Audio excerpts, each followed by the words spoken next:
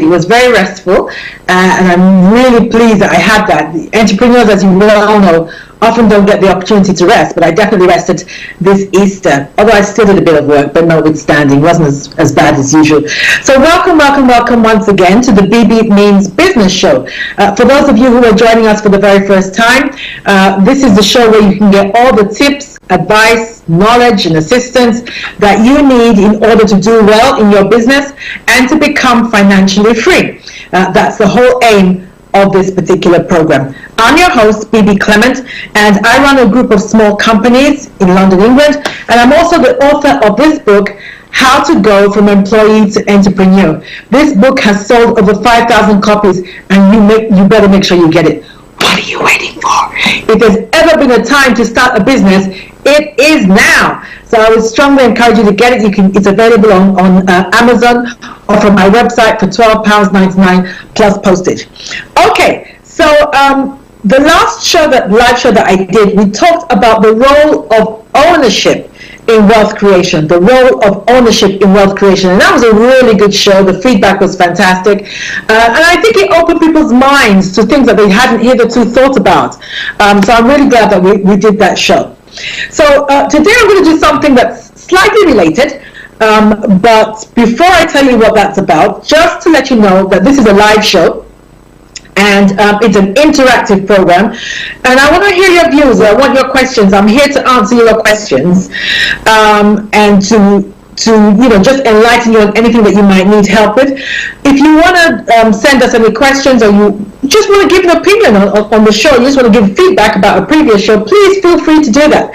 Our Twitter handle is @StarRadioUK. That's @StarRadioUK.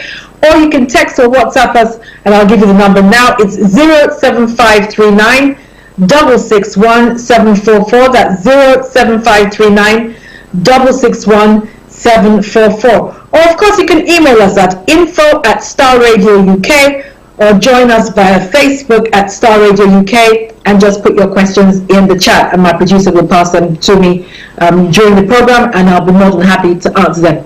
If you'd also like a shout out, then by all means just let me know, and I'm happy to do that. So this week, for those of you who are just joining this week, we're going to be talking about the several levels of income. Several levels of income. Now, one of the reasons why I decided to do this topic is because a friend of mine who's actually been on the show before, Dr. Romiban Joku, he does talks on wealth creation in the trading and investment space.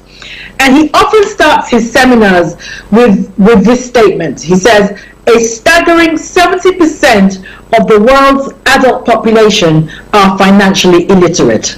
70%. So now, that might not seem like too serious a statement to you, but I want you to think about illiteracy from the outlook of being able to read and write. And you know that being illiterate, it locks you out of many things in life. It diminishes your ability to function properly. It robs you of potential.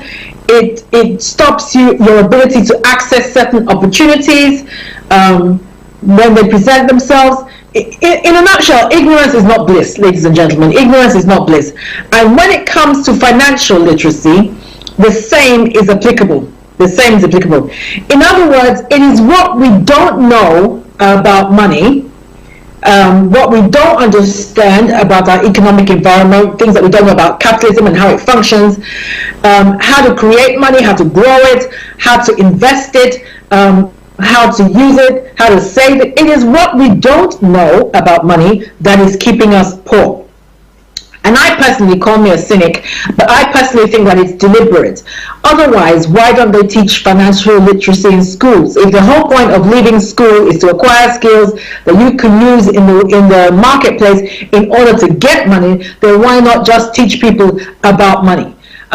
But, that's just my little moan. The powers that be have their own reasons for doing what they do.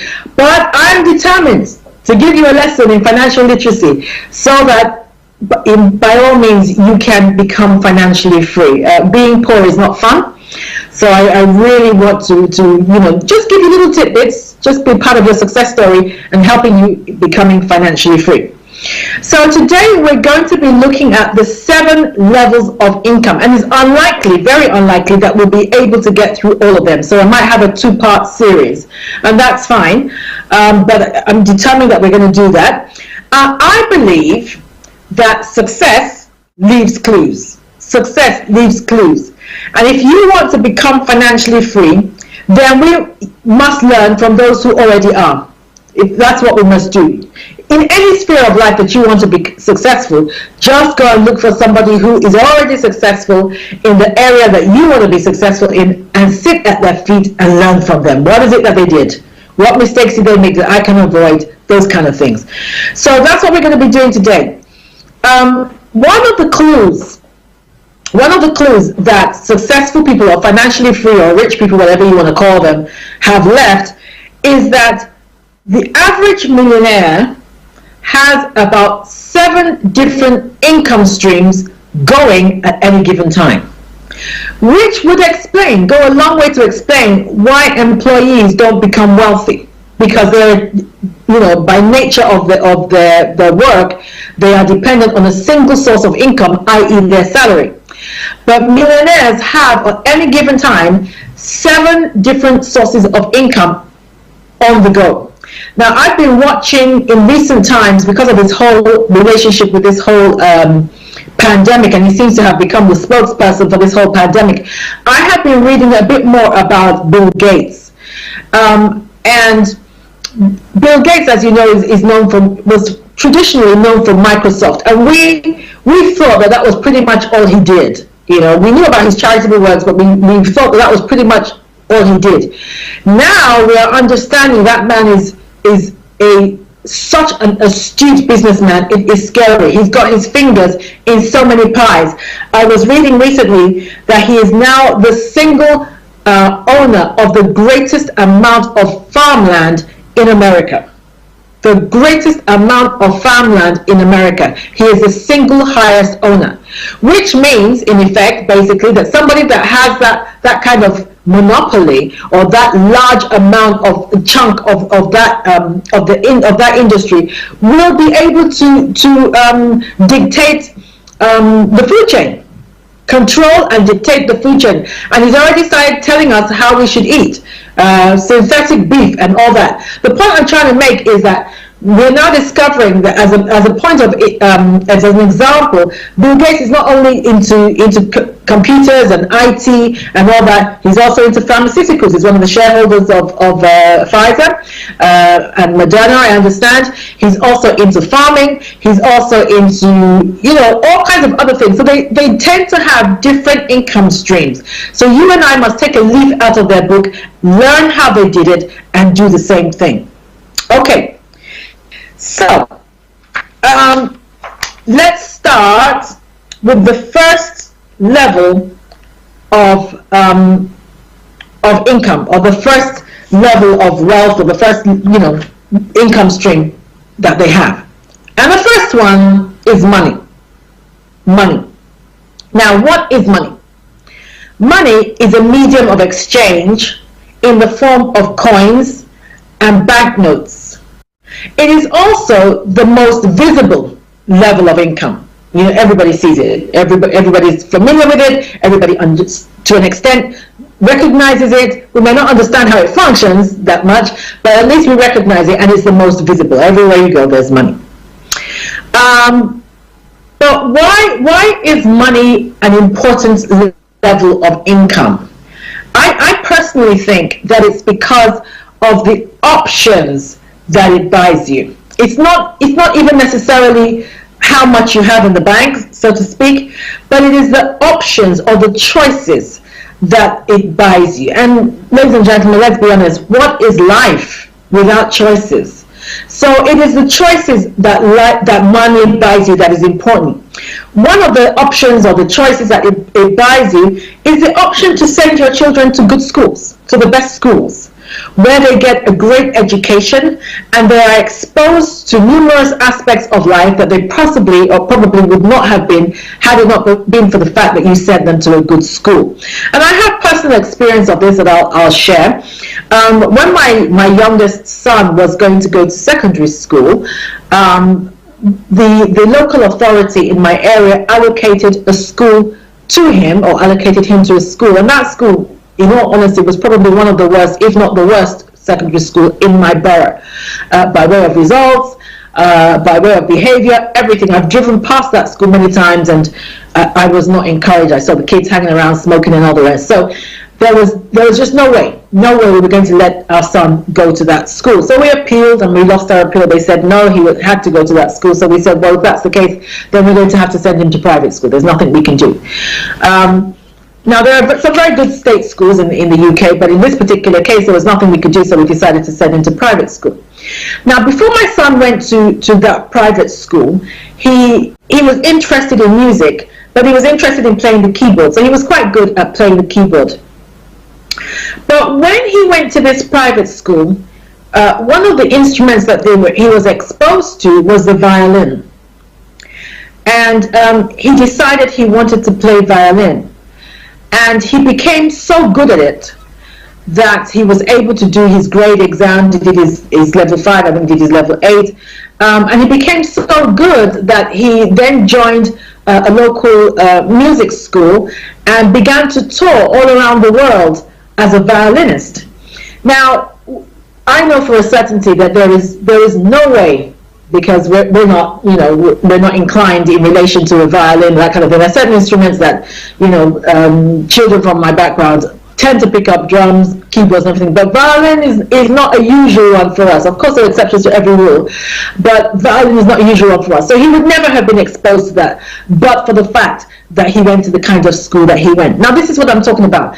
That again has opened up his mind. It has opened up his view of the world. He had created opportunities for him to travel just because we were able, because of we could afford it, to send him to that kind of school. So money gives you options. It gives you options in life. It also buys you access. It buys you access. Access to what? By way of example, it buys you access to certain social clubs where you are on first name terms with people who are in corridors of power, people who have the ability to make decisions regarding your life and my life. Politicians, entertainers, masters of industry, those kind of people who influence our life.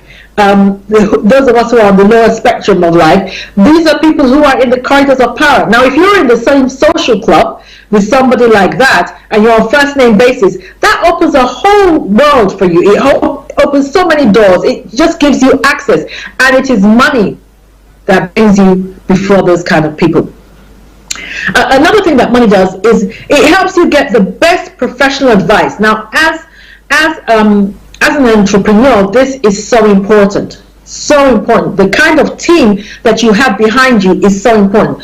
So if you have money, then you can have access to the best professionals in your industry. So you have the best lawyers, you have the best tax consultants or tax specialists, and every millionaire or every rich person will tell you that they could not survive without the advice of their team, particularly their tax specialists, because tax specialists, they understand how to help you take advantage of the tax laws, how to hide your money, preserve your wealth for generations to come. This is what people do. This is what rich people do. They get the advice and the information from those who are in the know, so that they're able to preserve their wealth. Somebody like you and I, the average person, even when we get money, that's why people who win the lottery and don't know what to do with the money, they lose it very easily because they do not have access, or they don't know where to go and find a great team that will give them the right advice that will help them preserve their wealth and be able to leave it as a legacy for generations to come.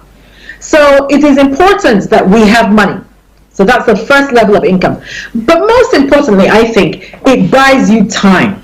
It buys you time. And you'll often hear me say on this program that poor people exchange their time, which is their greatest resource in life. They exchange their time for money. Rich people exchange their money for time. Anything that can buy a rich person time, they are willing to pay for it. They don't care how much it costs. And that's what money buys you. Money buys you time. Time to recuperate after a sickness. Now, if you're an employee, it is most likely that your employer has a limited number of days that they're willing to tolerate you being ill, as if to say you're ill on purpose, but they're willing to tolerate you being ill before they start breathing down your neck. So oftentimes, I remember when I was an employee, oftentimes I would be under pressure to quickly get over whatever ailment was ailing me so that I could get back to work. So 9 times out of 10, I would return to work knowing full well that I was not really well. But because I didn't want my HR manager to start breathing down my neck and then calling me in for sickness meetings and all the rest, and you know, it going towards your absence level and all the rest, you felt pressurized and stressed to return to work even though you knew full well that you were not okay. So money buys you that option, you know. If a job is doing you in, you can, you know, tell your boss to stop his job and you can walk. But money is what buys you those kind of options. Time to think. It buys you time to think. Now, the number of businesses, I was reading about this on, I think it was on Twitter, the number of businesses that have been birthed during COVID is phenomenal. And that's because most people are now working from home, and because they're working from home, they have a better work-life balance, and they're actually able to take time out in the day to think. Because if you're going to be an entrepreneur, you're going to have to learn to think. Time to think, to birth new ideas, to explore opportunities, to research, to try new things. It is money that enables you to do that. To expand your consciousness, to travel. People who travel have a better outlook on life. All these things take time, and money is what buys you time to do all those kind of things. Okay?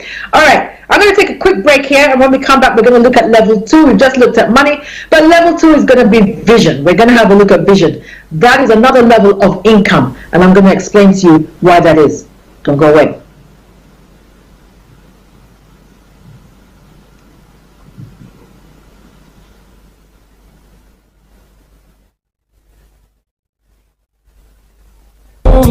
Hi everyone, it's your girl Bebe Clement, the author of How to Go from Employee to Entrepreneur, and the host of your weekly business show, Bebe Means Business, the show where we discuss everything you ever wanted to know about business but you were afraid to ask. How do I start my business? How do I raise the finance? How do I grow my business? Where am I going to find my customers? Join me every Tuesday at 1:30 p.m. on Star Radio UK to get all the information and tips that you need to become a successful entrepreneur and become financially free. Remember, don't let life dictate to you. Rather, put your signature.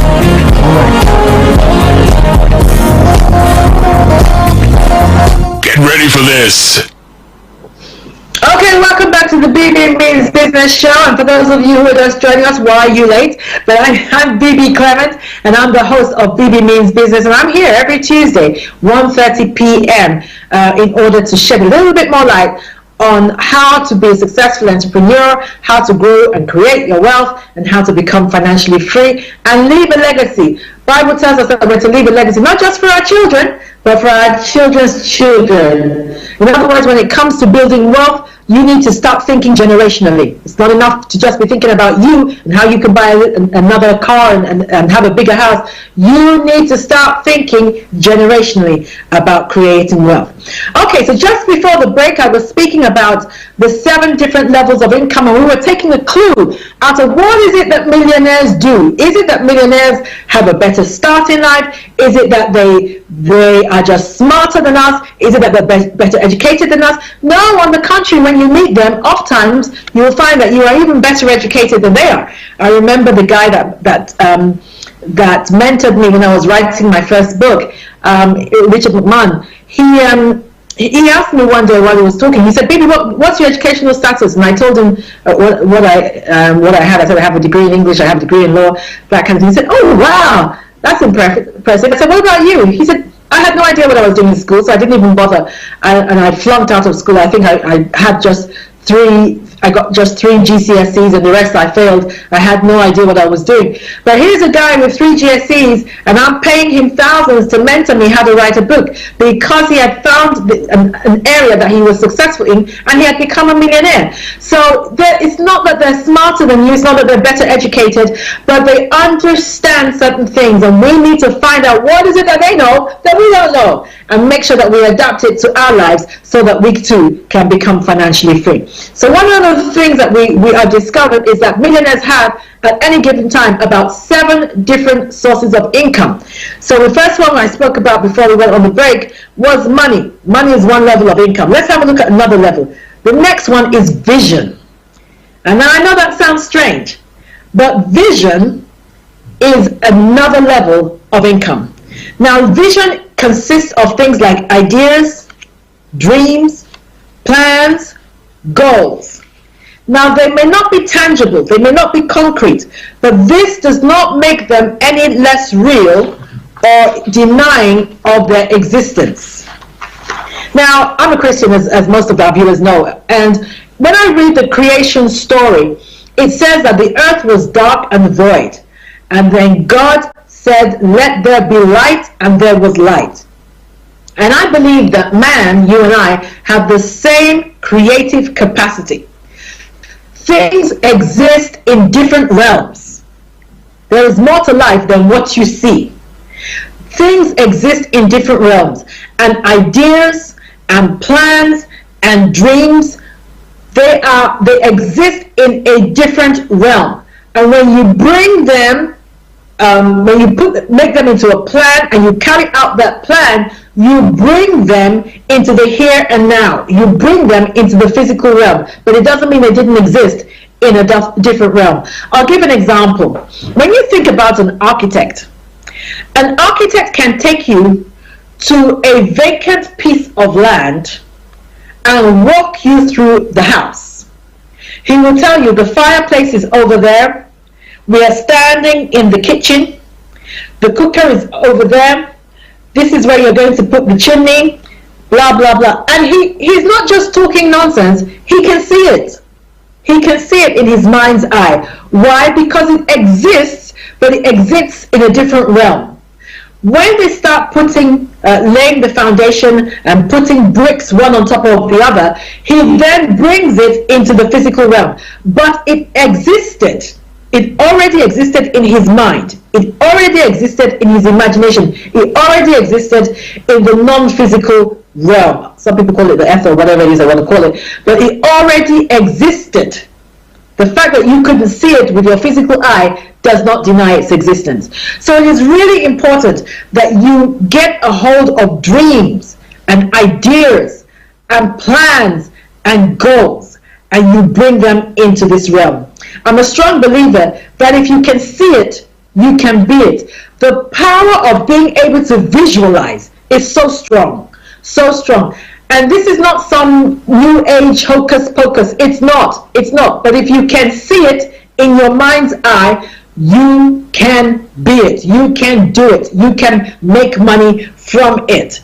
So ideas are, of course, the most important. Listen, guys, Facebook that has made Mark Zuckerberg one of the richest men on earth was an idea. That's all it was. It was an idea. Uber is an idea. McDonald's is an idea. And you know what? When it comes to ideas, ideas are not even they don't just translate into physical objects that make you rich. The idea can be the process, it can be the procedure. So for instance, in the case of McDonald's, of course, burgers existed, hamburgers existed before McDonald's came along.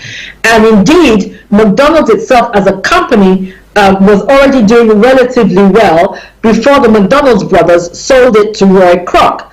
But Roy Kroc's intervention was what made McDonald's the multi-billion-dollar industry it is today. It was his intervention. And what did he do? What did he do? It wasn't that he reinvented the burger, but what he did was he brought uniformity to the process. That was the idea that transformed McDonald's. So he brought to the process the idea that wherever you go to a McDonald's to eat a burger, whether you're eating it in London, or you're eating it in Paris, or you're eating it in Newcastle, or you're eating it wherever you're eating a McDonald's beef burger, that beef burger should taste the same. It should taste the same. Wherever you're buying a strawberry milkshake from McDonald's in the world, that milkshake should taste the same. It was the uniformity of process that Roy Kroc brought to McDonald's that metamorphosized it and blew it into the stratospheric kind of company that we know today. It was an idea. It was an idea. So here's my advice to you. If you want to do well in business, you must learn, first of all, to discipline and utilize your ideas and your thoughts. You must discipline your thoughts, begin to streamline your thoughts, and pay attention to your thoughts. Your ideas are like nuggets of gold hidden in dirt. That's what they're like nuggets of gold hidden in dirt. You may have to go through thousands and thousands before you get to a good one. So here's what I would advise you to do. I would encourage you to do. Get a small notebook. And every morning after maybe your early morning meditation, those of you who do meditate or you pray or whatever it is that you do, begin to write down every business idea that comes to you, no matter how stupid or crazy or off the charts it may seem.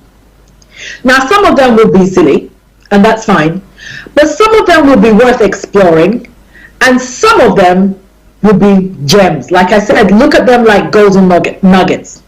So start writing them down. Start writing them down, because you never know which one is going to be the one that lays the golden goose. So start writing them down. And the ones that look not so crazy, start exploring. Look, if you know the number of people who have become millionaires based on what everybody told them was a crazy idea that would never work, you'll be amazed. Look at the Wright brothers. When the Wright brothers said that they believed that they could build a bird, a mechanical bird that would fly, people laughed them to scorn. It's a history now. It's history now. Now they're talking about driverless cars, which maybe 20 years ago people would have laughed at, but now we expect to happen. So don't write the idea off just because you think somebody's going to laugh about it. Don't write it off as a result of that. Okay? Then as you go to work, for those of you who are still employed, as you go to work, walk around your workplace, looking at problems, and look for ideas as to how to solve those problems. Look at it from the client's perspective. It could be anything. Now, there's a particular young man I know in Nigeria, and if he's watching, I want to do a shout out to him. Toby, hi.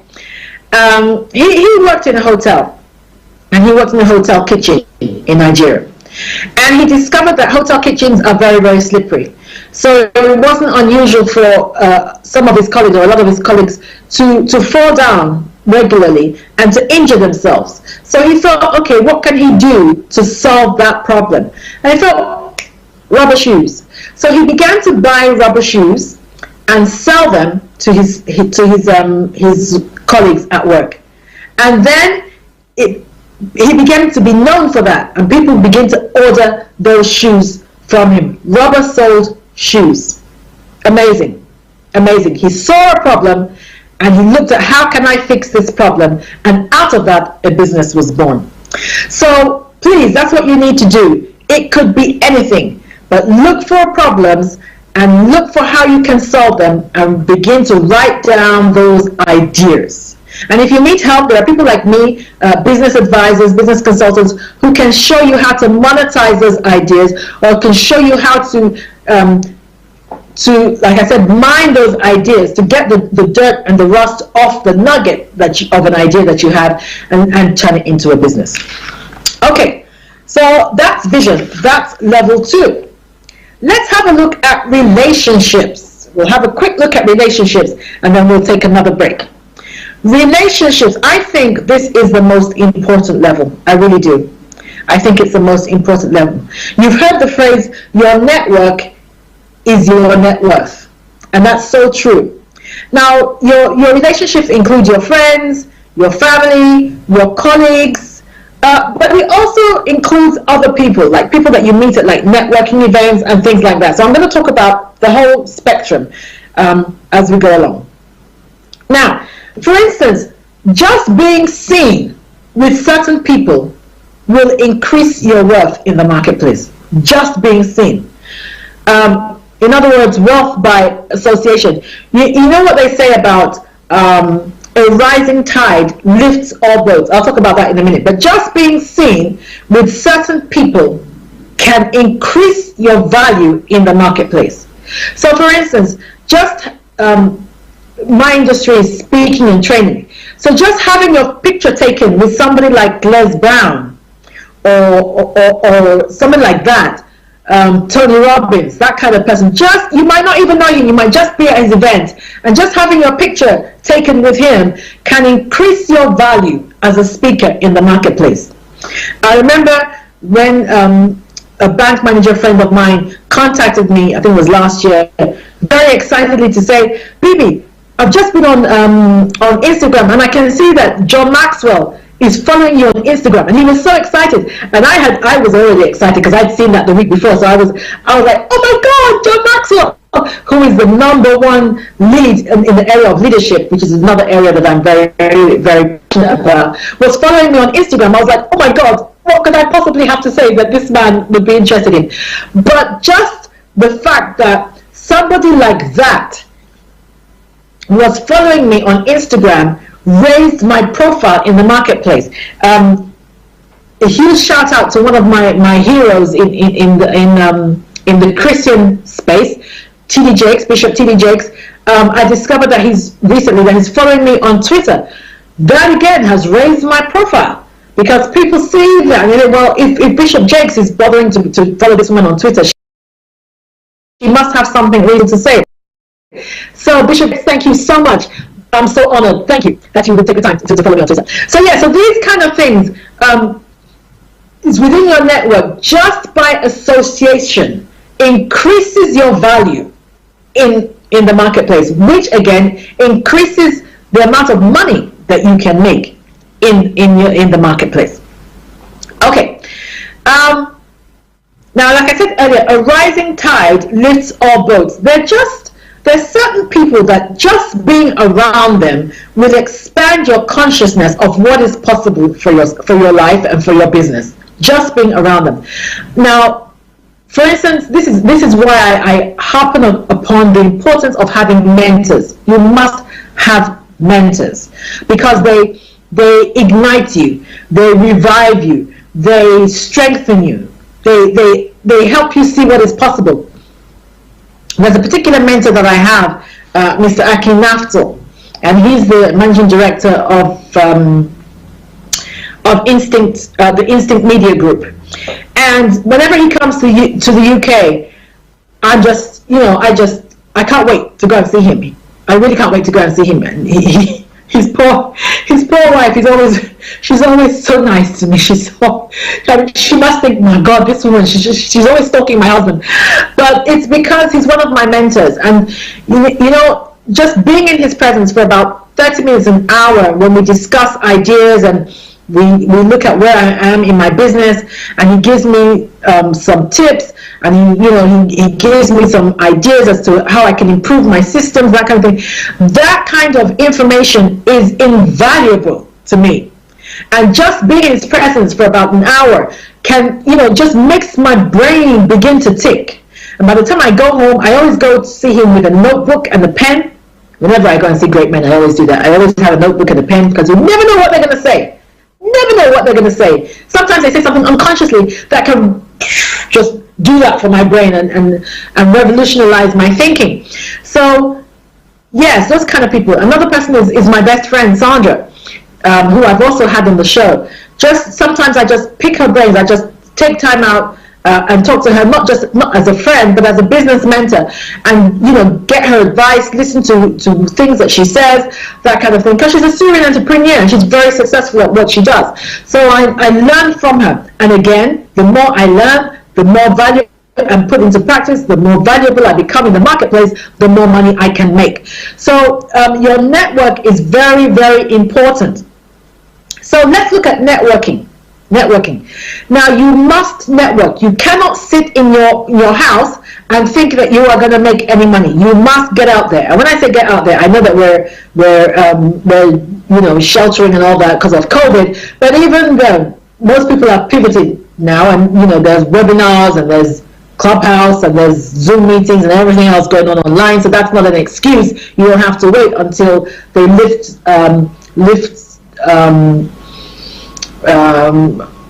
until we can go back to normal before you start networking. You must be networking even now. You must be networking. But the importance of networking events is that you never know who you're going to meet. You never know who you're going to meet. Now, again, I'm a Christian, so whenever I'm going to go to a networking event, I pray before I go. And I say, Lord, just, lead me to the right people. Supernatural divine appointments. That's what I'm asking for. Supernatural divine appointments. And there's one particular time that will forever stick in my mind. Forever stick in my mind. There was one event I was going to, and it was off the beaten path for me. It's not something that I would normally go to. It was a government event, and I think it was with the Department of Industry and stuff like that. But it was not something that I would normally go to. But I was going to go. I'd been invited, so I was going to go. And I always go prepared. I always go prepared because I'm a strong believer that fortune dances with those who are already on the dance floor. There's nothing worse than having an opportunity and you are not prepared. It's better to be prepared and not have an opportunity than have the opportunity arise and you are not prepared. So I always go to an event prepared. So I had my copies of my book. I had copies of my bag that I put my book in when I'm going to hand it to people, and it's branded. It's got my name all over it. It's got the name of the book all over it. And so I had all that ready, and I had some other products that I put in the bag that I was going to give to people that I met that I thought could be strategic in my journey, and just give it to them as a gift. Now, when I went to this event, I didn't know anyone, which was very unusual for me. There's hardly a time I go to an event that I don't know anybody. But this particular event, I didn't know anyone. So during the lunchtime, I was standing on my own, and all of a sudden, this guy walked past me, and then got to the end of the room, did a turnaround, and then walked towards me and introduced himself. So I'm like, okay, Lord, I've prayed, so I'm believing that this is a strategic alliance, a potential strategic alliance. So we introduced each other, we introduced ourselves to each other, and we chatted and everything like that. And it was very interesting because we actually found out that we were from the same town in Nigeria. So we chatted about that, we bonded over that and everything, and then he went and I went my separate way. Then when we reconvened for the afternoon session of the presentation, the seminar, when I went into the room, there was nowhere for me to sit, really. The room that I had we changed rooms, so this particular room that already had people there, but the guy that I had spoken to earlier, there just happened to be a vacant seat beside him. So since I knew I'd now spoken to him, so I said to him, do you mind if I sit down? He said, no, by all means. So I sat down and we began to chat a bit more. And at the end of our chat, I then handed him my bag. I signed one of my books, and I handed him my bag, gave him a bag with some goodies inside it, gave him my business card, and left. The next day, I got a phone call from him to say, oh, thank you very much, it was nice meeting you, blah, blah. I've actually started reading your book. I didn't know who this guy was. I later found out that he was the head of communication for a very, very important organization in the UK. I didn't know that. And then we kind of stayed in touch, for a little while. And then every so often we give each other a shout out. When he wanted to do some business in Nigeria, he called me. And then because he had access to entrepreneurs, he then hired me. It took 2 years for him to contact me to hire me to come and speak to his people, but he had an amazing network. And he hired me to come and speak to that network. And then he kind of left me. Once he'd done the introductions, he kind of left me. And I have spoken to that network twice in the last 6 months and made a lot of money from it. So again, your network determines your net worth. It is really important that you have the right network and you take advantage of it. Another area of another level of relationships, because that's what we're speaking about. We're speaking about relationships as a level of income. Another level of relationships that is very underutilized, particularly for my people, Black Sub-Saharans, is the mastermind group. Now, a mastermind group is a group of entrepreneurs that meet up regularly just to brainstorm. The idea is different from networking. They're not meeting up to make money per se, but they're meeting up to brainstorm, to help you work strategically in your business so that you work on your business rather than in your business. And some of the things they do is they birth new ideas, they help you revisit old ideas, they give you advice, they lend of their knowledge, they lend of their expertise, they give you access to their contacts and their network. It is really important that you join a mastermind group. Now, I started one last year. It has become so popular that I'm about to start the third one. So if you want some information about that, then by all means, then drop me a line at bb@bbclement.com and I'll give you some more information about that. But I run them in cycles of 6 weeks. They last for 6 weeks, and they cost £75. £75 for the 6 weeks. If you would like more information about that. But I can't even begin to tell you the advantages of being in a mastermind group. It is priceless. It is priceless. If I wasn't running one myself, I don't care how much it would cost, I would join, because they are priceless by way of advantage and what you get, how you are able to take advantage of the people that you come across. Okay, so that's that. Another level of relationships is collaborations and referrals, and you would have heard me speak about that many times on this program. I'll quickly talk about that, and then I think I'm going to end it there. Now, collaborations is really, what do I have that can benefit you? What do you have that can benefit me, that we can both use to grow our business, to make more money, to advance ourselves? That's really what it is. Now, for instance, I'll give an example of a very simple collaboration. There's a lady I know who coaches women. She coaches women on how to start a business. So she does, I think it's about 12 weeks, a 12-week session with them on how to start a business successfully. So she coaches them, she mentors them, she holds their hand for 12 weeks and all that. She contacted me a few weeks ago. She said, Bebe, listen, there's an area that I want my mentees to be exposed to. I know you are in a better position to do that, so I'd like you to speak on my platform, under my umbrella. I'd like you to do that. Now, that's a collaboration. I'm not speaking under Bebe Clement's umbrella or speaking under her umbrella, but I'm bringing what I know to enhance what she does, and we both make money from it. Okay? So she could say, oh, you know what, I'm going to have to pay Bebe for that, so I'm not even going to bother. But she's very smart. She understands that what I'm bringing to the table is going to make her more valuable to her mentors. She understands that. So she's happy to collaborate. She's happy to collaborate. So that's how collaboration works. What have I got that can enhance your offering? What have you got that can enhance my offering? It might even be something as simple as your business card. I remember one time seeing a flyer. This lady had a flyer. She was a caterer, and she had a flyer, and on that flyer were her details and all that she was offering. On the other side of the same flyer were the details of a lady who makes cakes, wedding cakes, birthday cakes, that kind of thing. It was on the same flyer. Now that's a collaboration. Of course, it's cheaper for them to have one flyer, because it would have cost them double to have two separate flyers.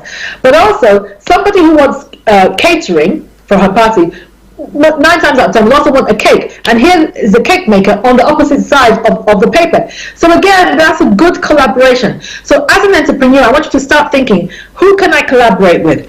And you know, what stops us from collaborating is small-mindedness and greed. That's what stops us from collaboration. We think that, oh, if I collaborate with that person, that means I'm going to have to share part of my profits, that kind of thing. Listen, forget all that. I would rather have 10% of something that is making money than 100% of something that is not. So don't let small-mindedness and greed rob you of growing in your business and making more money. Okay, ladies and gentlemen, I think I'm going to end it there, and we'll finish off. This is definitely going to be a two-part series. So next week, I'm going to be looking at things like knowledge. How is knowledge an income stream? How is it a level of income, and how can you use it to best advantage? Thank you so much for joining me once again. Have a great week. Make some money. Stay safe. And as I always say, don't let life dictate to you. Rather, put your signature